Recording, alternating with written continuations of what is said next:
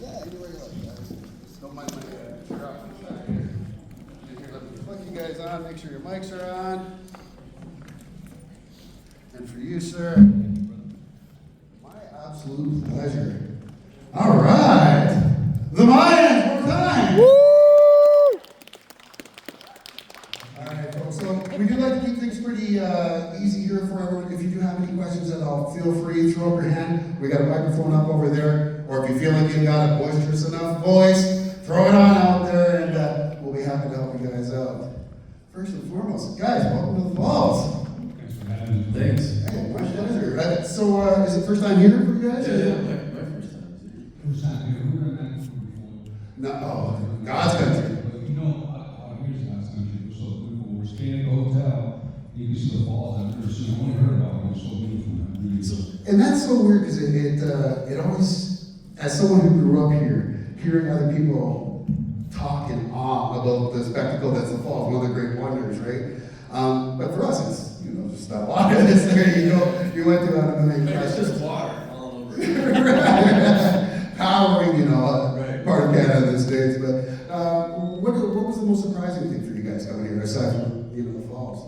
The falls. Yeah. They're really long. We got in like 2 this morning, so we really haven't been able to see too much. You still have some time to go check out all the little charters around here. Right. So I want to ask first and foremost, what was this like for you? Because you sir have had a storied career. I mean, you're one of the greats in Hollywood. So this was a great role to see you in, personally for myself. What about you? What was this role like for you getting on here?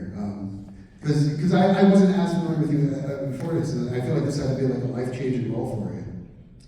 It was life-changing in the sense that it gave me a consistent show to be on for 5 years.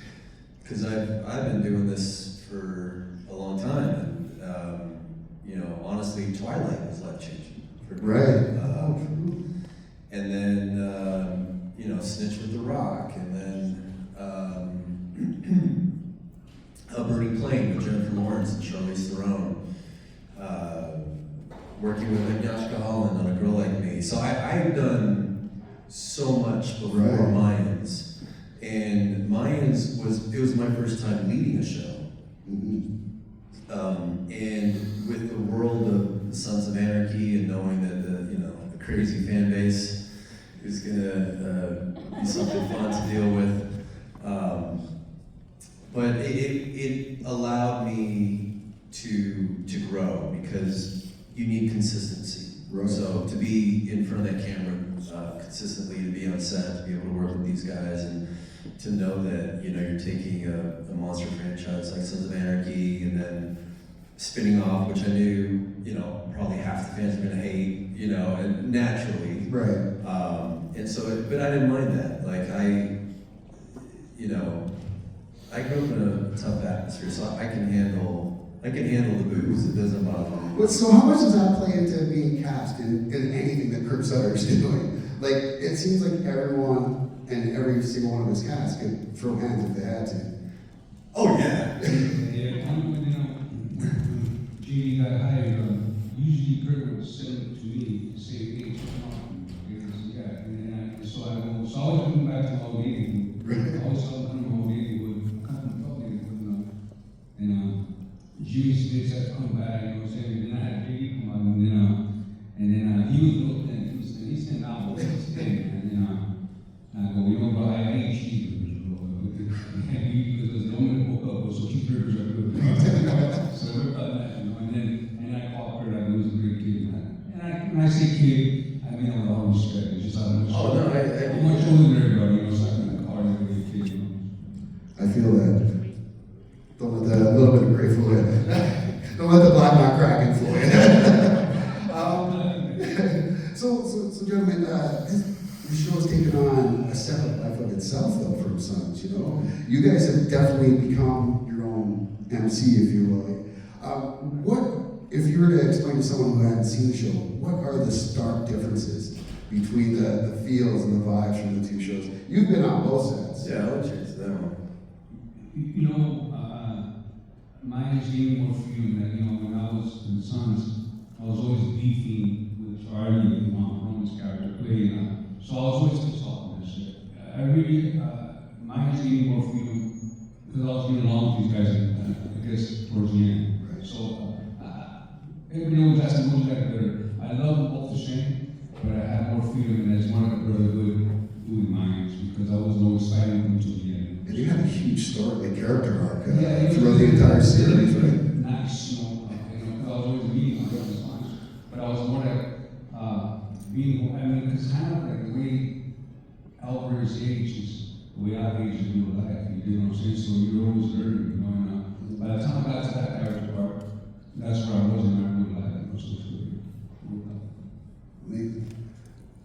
Just checking. Oh, we've got one coming up here. Oh, no, just checking the mic. Come on up, right up there to the mic there, sir. Is it working? Yeah. Okay. First of all, the show is amazing. So you talked about the potential hate from fans from the previous Sons of Anarchy. It's an amazing show. So thank you very much. I love both. And you guys are fantastic.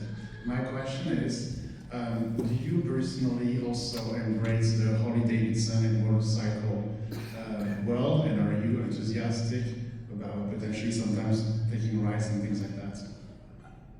I've been riding since I was 14. I saw your Instagram. I have a lot of parties at home, and what was cool is that when I was working, my bikes were working, so they were working my bikes, so it's kind of cool. And they're all tricked out, it's just kind of cool, man. Yeah, you know, for me, I want to clarify, when I say like, I was prepared for some of the hate, I think that comes just naturally as a fan from spin-offs. It's like the same thing that Breaking Bad experienced with Better Call Saul. And then you gotta give it time because there is a fan base that wants to see the exact same thing that they loved, and they're like, but it's different, so it's not as good. But also, just naturally with the world of Sons of Anarchy, you know, the Sons are based off of the Hells Angels, right? And the Mayans were representing the Mongols in a way. And if you know that history, it was, you know, during that time, it was like the Sons were very white, you know, and there were a couple guys that wanted to join the Sons and they weren't allowed to. So they were like, you know, fuck you guys, we're gonna start the Mongols and we're gonna take everybody. So it's like a massive thing. And in fact, when we get the cuts, Espinosa's Leather, where we get our cuts, like that's the neutral ground. It's like John Wick, it's crazy. It's like that hotel where you can be, like that's the only place you can walk in and you'll see Hells and you'll see Mongols and they're not doing anything with each other because they can't. They know that it's a respectful place. So for me, when I was like, the Mayans were beefing with the Sons in Sons of Anarchy. So now you have a story about the Mayans. So naturally we're gonna get some of that, which I fed into, you know, like I love it. I was like the first one, I think, on social media saying like, you know, fuck the Sons. And like all the stuff that I would get back, and I love it. I think it's fun. I think it's fun for the fans to be able to engage with each other. And yeah, so yeah, to answer all of that, and definitely I love Harley and, you know, part of that culture now. And it's really cool, man. I love that culture. Yeah, you know, in real life, because I know like, I know all the previous, pretty much all the MCs are real MCs, you know. And you know, man, they do so much. I mean, sometimes shit happens because they wear different colors, but that's just part of it. But most of the times, man, they do a lot for their communities. They really do. They do these toy runs for the kids and for the this, you know, for the unfortunate. So a lot of props to them, man. You know? Thank you very much. Thank you. All right, we got another one up here. Smart this cut. Something I've wondered, and I'm sorry if anyone hasn't finished the series. With the final episode, they show that Mayans was following a Shakespearean story as well. I was wondering how early the Julius Caesar idea popped around. Because with Sons, you could tell that they were following Hamlet very early on.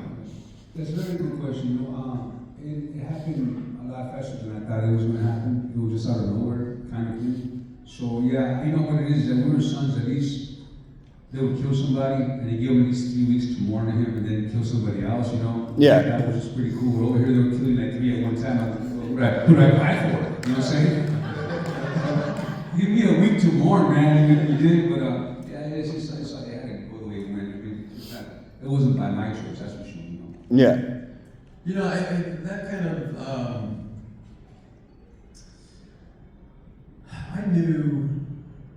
I knew around season 3 the turn that Easy was gonna make. I honestly didn't feel, I was excited about it because I didn't think it was a bad turn. It was bad in the sense that I felt like it was more tragic than anything because Easy wasn't somebody who wanted to be in a club.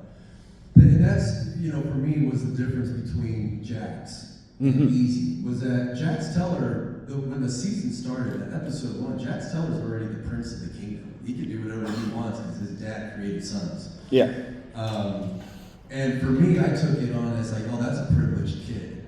You know, like here's Easy who doesn't belong in a club, who went to prison for 10 years to just come out and then now has to, you know, gets invited into the club and has to work his way up in the club. And around season 3, I was told about this turn that was going to happen with Easy when he becomes president. But for me, it was just more tragic than anything because they were in a war. And if you're in a war, you try to win. And all's fair in love and war, right? So Easy's like, yeah, let's kill everybody. And that really shocked people. And then I knew, I think while we were filming, I knew he was going to die. And I didn't quite know how. And then I think it was in our last season where we were just having that talk and like, hey, so this is going to happen. And a part of me was just like, oh man, that's so cool.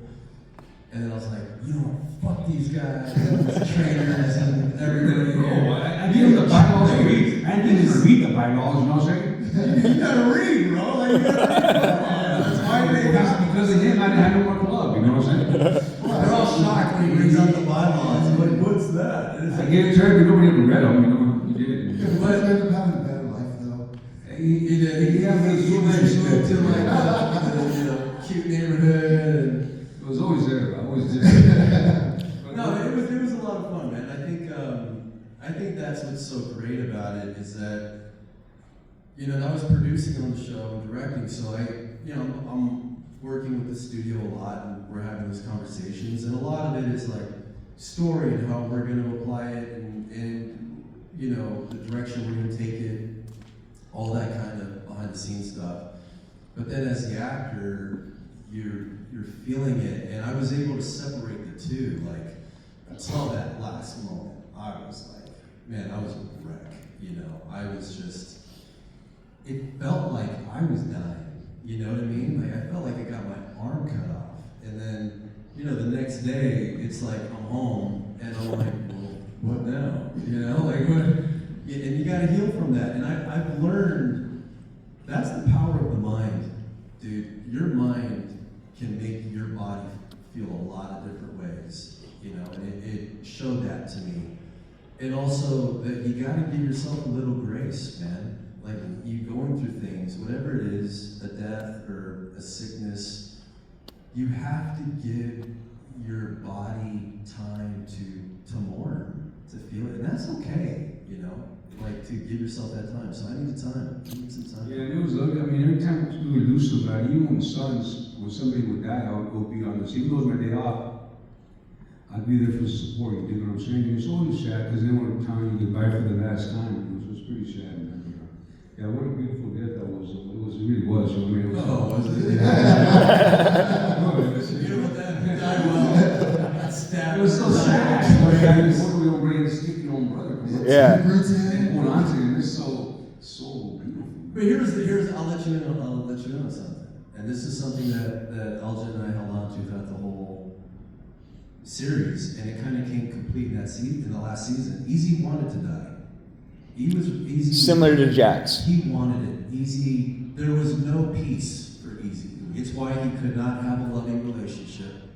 Everything was awkward for him. The only thing he was comfortable with was fighting and killing, because he welcomed it, because maybe he would die in the process. He just kept getting out of it. And then, so there's a moment in that last scene where, you know, they're holding Easy and everyone's freaking out, and Angel's freaking out, and there's this moment that we took where there's just recognition on Easy's face where he's like, oh, this is it. Like, this is it. And he's like, no, it's okay. Yeah. Guys, it's okay. And You know, and I gotta tell you, man, you know, the way it ended for me, it was not gonna end that way. I got the call early on, I think it was already episode 5, and they said, your ending's gonna be, since everybody's, you know, kicking you out, nobody's being loyal to me. And I was being loyal to everybody. Even my own cousins, you know, Bishop, Yeah. frankly loyal. And they all had no skill what I was to them, but they still outed me. Yeah. You did? I literally watched that episode last night. Yeah, it's fucking fucked up. Excuse me, I'm so this kids here. We're in Canada. That's our second I'll language. probably cuss again, you know, but I apologize ahead of time, you know, and I just, sorry about that. And anyway, so I get the call that since everybody doesn't want to be part of me, and they were gonna, at the end, I put on my son's cut, bro. Which is full circle. Wait, Like in the actual show, like at on the home? show, Like on the show. That's how it is. So it was gonna be where I turn around and you see this my son's cut, and then I turn around and it's me, bro. Right? It's gotta be nice playing both That- sides. No. So check this out. I love dudes like that. And I get the call, and I go, so that's how it's gonna end for me. And I go, okay, that's what you guys want, you know. And then I swear to God, bro, I'll lay in bed with my wife, and I go, I would never do that in real life. You know, I do a lot of things that I do in my, and the way I do things, if I want to do it in real life, I'm not gonna do it, right? And it makes sense, because nobody wanted me anymore. And but I said, I was fighting with it, man. I was fucking fast. God, bro, I was like, fuck, man. It was getting to me, right? And then, so I made a phone call. I said, look, this is not me, man. You know, and I go, it's like, and I ran in the streets back in the old days, you know. And then my enemies back then, we're friends now, but I could never be part of them. Yeah. You know what I'm saying? I can't neighborhood jump. I can't this, you know. And I go, so I can't do that. I can't do this. Completely understand. You know, and I'm glad we were able to change it. You know, I went home with the family, and I'm good.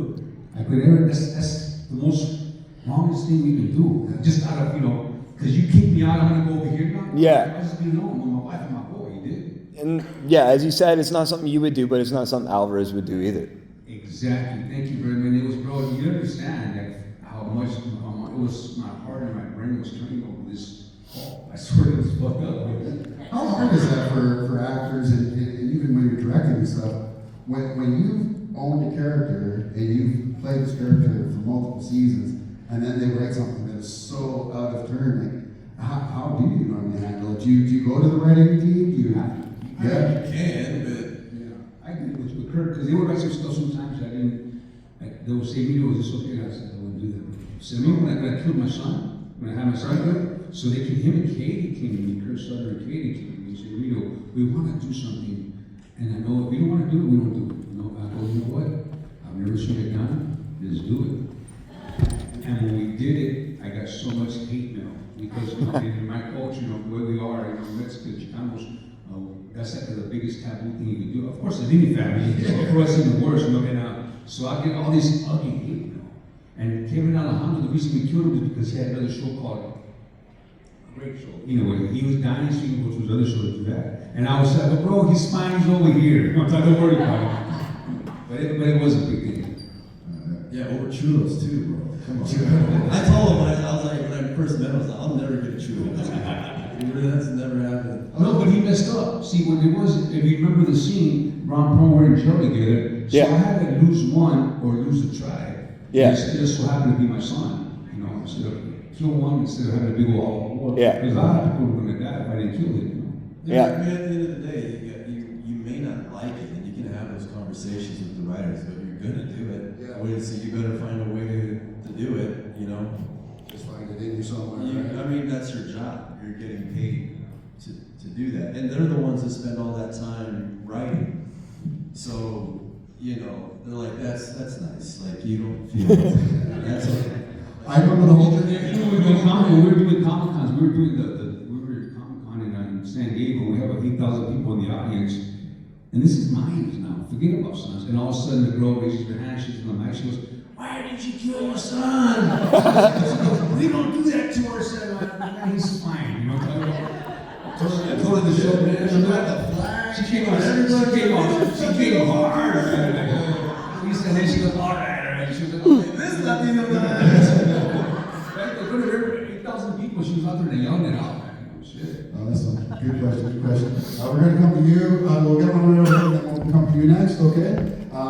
And before we get there, if you want to, feel free to like any type of trash talk you want on my co-host over there, sporting the Bengals jersey. I know you're a KC fan. Well, we beat you. I was at the game when we beat you, so we're good. We were at the game.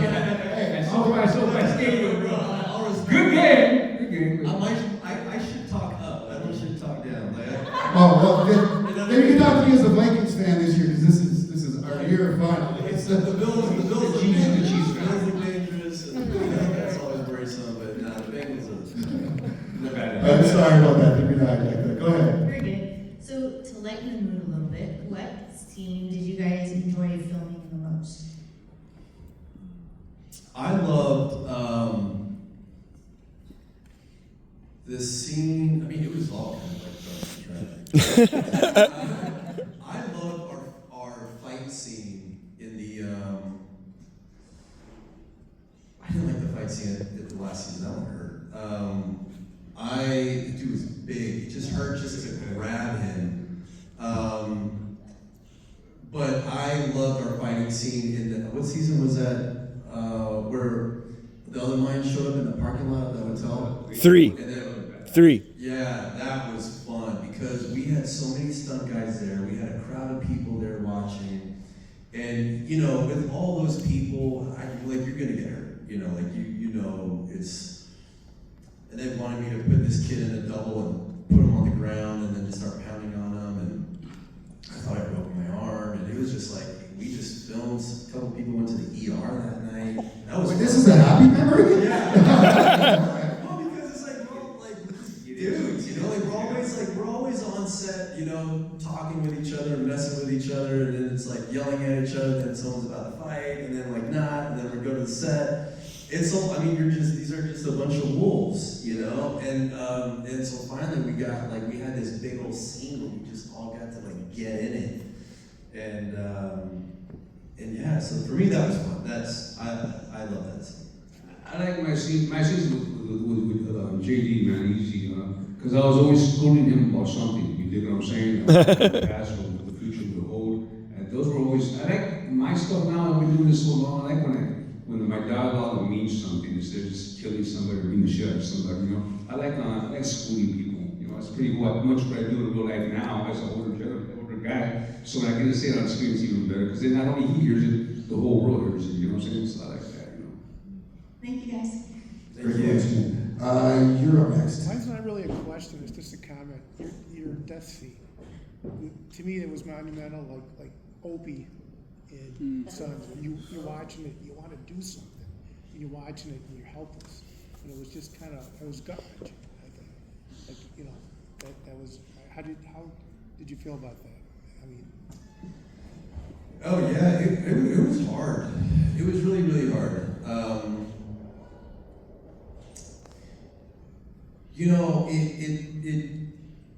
There was so much stuff going on. There was really so much stuff going on, and it, like I said earlier, it was a character that I got to play for 5 seasons, and I was really involved with. And I give everything to every role, but it was like in that moment, it was just. Yeah, helpless. I mean, that's a good way to describe it. But I think and it was funny, right? Because I saw a video. You ever see that video of Charlie? He was after they recorded him after he filmed his death scene, and he was crying, and he was just was crushed, and I was just like, dude, I'm not doing that. And then I'm in it. And right when we're about to start filming, hold on, and I just start crying, and I'm just like, what is happening to me, and it really felt like a death. It felt like a death. And then when we were done with it, I just couldn't stop crying, and then next thing you know, the showrunners hugging me and he's crying, you know, and every dude in all the Mayans are crying, you know, and it was heartbreaking. It was really heartbreaking. But I think that goes to show how much we all invested in it. And at the end of the day, it's about the fans. Because if you don't watch, we don't have a show. And that's true.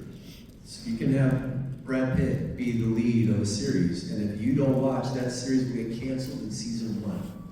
This is business. And those studios, they have shareholders and all that stuff. They gotta make it work. You know, they gotta make profit. And they get ad dollars through the viewers and how many viewers watch. So if nobody watches, the show is done.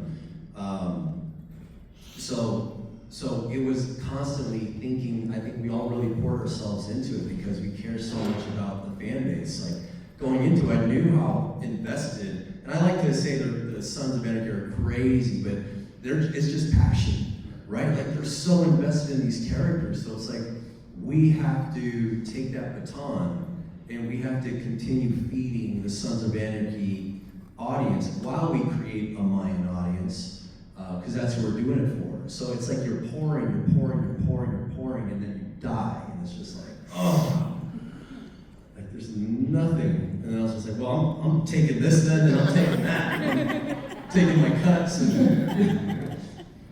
Well, now you mentioned though earlier that took you a bit to recover from that.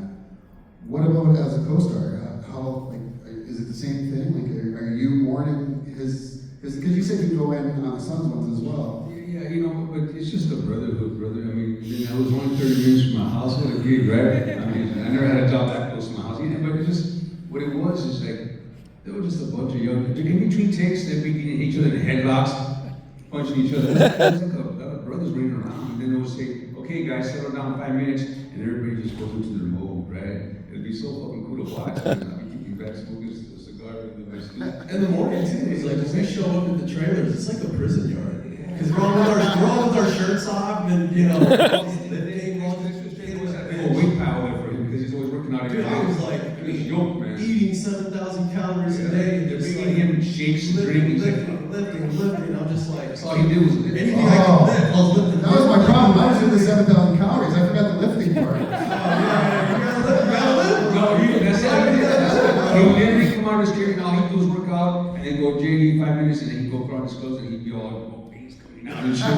Yeah, you know, that's all he did. But it was like a job where you just look forward to showing up, man, you know? And I always describe acting to people, when you get those jobs, it's like a brief love affair, you know? It's like, it's all hot and heavy and you're excited to see each other. It's just, everything is great, everything is working.